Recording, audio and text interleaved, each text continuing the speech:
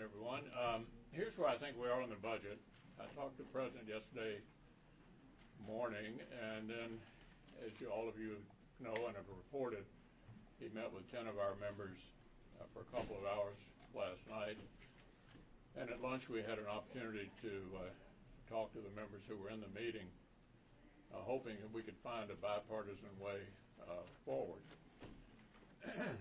Our members who were in the meeting felt that the President seemed to be more interested in that than his staff did, or that it seems like the Democratic leadership in the House and the Senate are. So here's where I think we're headed. It looks like the majority is going to have us vote on the motion to proceed to the budget this afternoon. They've chosen a totally partisan path. I can't remember a budget in the time that I've been here that either side has ever voted in a bipartisan way, so we're off to a totally partisan start. I think that's unfortunate. I think our 10 members laid out a proposal that could have gotten broad bipartisan support, given the new administration a chance to get a bipartisan victory here early, but they are in the majority in the House and Senate, and life is a series of choices, and they've chosen. So we'll go down that path. That means we'll be facing multiple amendments later in the week. And then, as the majority leader has announced, we'll be on the impeachment trial next week. That's an agreement that he and I reached sometime back. The only thing new I know on the impeachment front is that the President's lawyers seem to be comfortable with the pre-trial agreement that the majority leader and I reached, so it looks like we'll be on impeachment next week. So that's where we are, and with that, let me turn to Senator Bennett. Well, thanks, Leader. It is February 2nd. It's Groundhog Day, and things keep repeating themselves. The President continues to repeat himself and say that he wants to work with Republicans in Congress on a bipartisan solution to coronavirus relief, and Senator Schumer repeatedly undermines any efforts at bipartisan cooperation. As the leader pointed out, we had a group of folks who met with the President last night. Again, I think he did echo that he would like to see us come up with something that's bipartisan, and I would point out that we have now done 5 bipartisan coronavirus relief packages. 5. When we were in the majority, every one of those, we did it the old-fashioned way and got 60 votes for it. And now, of course, they're deciding to do this in a very partisan way with one party and to try and get everything in their agenda enacted that they can. Now, there are a couple things on their list of things that they want to get done, and one of the issues evidently that sort of separated the two sides yesterday was state and local funding. And I think it was pointed out to President Biden, I'm not sure he'd seen this before, that if you look at last year, 2019 to 2020, year-over-year revenues to state governments were at or higher than they were the year before. So this idea that these the states across the country are clamoring for or needing additional relief just doesn't square with the facts. One of the other things that they want to do is they want to lift the cap on the deductibility of state and local taxes, which was something that was enacted as part of the 2017 tax reform bill. That was a reform that was made. And if they do that, all it will do is help out wealthy people in basically high-tax states. I mean, it is a tax giveaway to high-income taxpayers in high-tax states. And so those are a couple of issues that, as far as I'm concerned, make no sense and don't have a place on the budget process that we're talking about right now. So I hope that the Democrats will come back to the table and that the leadership here in the Congress, Speaker Pelosi and Senator Schumer, will start to reflect the sentiments that are being shared by the President, because it seems to me right now that they are on completely different wavelengths when it comes to coronavirus relief.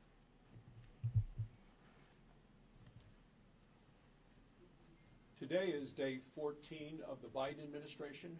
On day 1, President Biden talked about unity. He said, if we're united, we can do great things. And then he turned around and put out 25 executive orders. So many that the New York Times had an opinion piece, and it said, ease off on executive orders.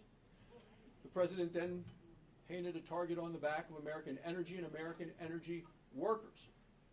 And the statement that came out of the administration on this, with regard to renewable energy, was they said it was false hope and misleading information. Now the administration wants a $1.9 trillion relief bill. And once again, it is loaded with things completely unrelated to coronavirus. And they plan to cram it down the throats of the American people on a purely party line vote. You take a look at some of the things that are in it. It is to provide government checks to families making in excess of $250,000 a year. It's paying people more to not work than to work, with enhanced unemployment and unemployment bonuses. It's a federal mandate to small businesses that are struggling all across the country to double the minimum wage. For the small businesses in Wyoming who are struggling today, it's going to be almost impossible to make payroll. And even the CBO, the Congressional Budget Office, understands this, because they said if they do this mandate of doubling the minimum wage, that 1.3 million people would lose their jobs. And then, of course, there are these bailouts to big cities and blue states that have been basically having a history of bad behavior when it comes to spending. Joe Biden spent a year running for president on a unity platform. We've done 5 coronavirus relief bills in a bipartisan way. If the president wants to do things in a united way, we ought to do the next coronavirus relief package also in a bipartisan way. We spent some time at lunch today talking to our members who've never been part of this process about how the process works, and I think there was a lot of surprise that it actually leads nowhere. You get no bill signed into law. You have a debate that's largely political, but you really do stretch out the time that you might have used otherwise to get something done. You know, the Democrats are saying they'd like to do this 3 times in the next 18 months. I think they're about to find out in the next 6 weeks or so just how hard it is, one, to pass a budget in a 50-50 Senate. As the leader said, I'm not aware of any time when anybody in the minority side ever voted for a budget, so that means everybody has to be there. I'm also not aware of any time when everybody was there on the majority side voting for a budget. They're sending directions to almost every committee in the Senate with some directions to find pay-fors, I suppose, and those have to be back by February the 16th. I think the deadline that we're going to be facing here pretty quickly is the mid-March deadline that we put on increased unemployment assistance. Democrats will be lucky to get to that deadline using this process, and my guess is they'll be a lot less enthusiastic about using it 2 more times than they're telling me and all of you that we're going to do this 3 times in the next 2 years, which means 3 times between now and a year and a half from now. I've said many times over that if we are focusing on a COVID-19 relief package, it does need to be bipartisan. And it needs to be laser focused on fighting COVID-19. Now, we have passed 5 bills in the past, just as my colleagues have said. 5 bills, bipartisan. What's different? This administration. So we need to come together. President Biden has been preaching unity, unity, unity. So we really need to come together. If this is the right thing to do, let's do it in a bipartisan manner. Remain, again, laser focused on COVID-19 and not including a bunch of liberal priorities like a $15 minimum wage, which in Iowa would hammer our small businesses. When they are trying to get back on their feet, they are most vulnerable right now. We all know the way to create a healthy economy right now is by getting our kids back in school and getting them educated, making sure that businesses are opening again, and for heaven's sakes, opening back up our child care centers.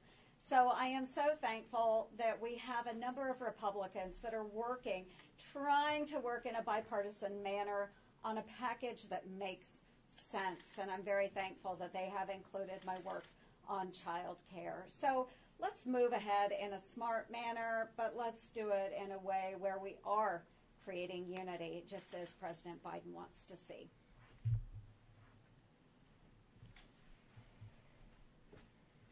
I had the opportunity to go to the Biden inauguration and heard a speech about unity. And then what I've watched over the last 2 weeks, just the opposite. I mean, there's nothing about unity. The Democrats don't want to work with Republican senators. We all want to continue to do everything we can to help the people who've lost their job, help our small businesses get open. And by the way, that's not what this bill would do. Since March, I've been talking about the fact we shouldn't be bailing out blue states. Florida taxpayers, many of them left Illinois, California, and New York.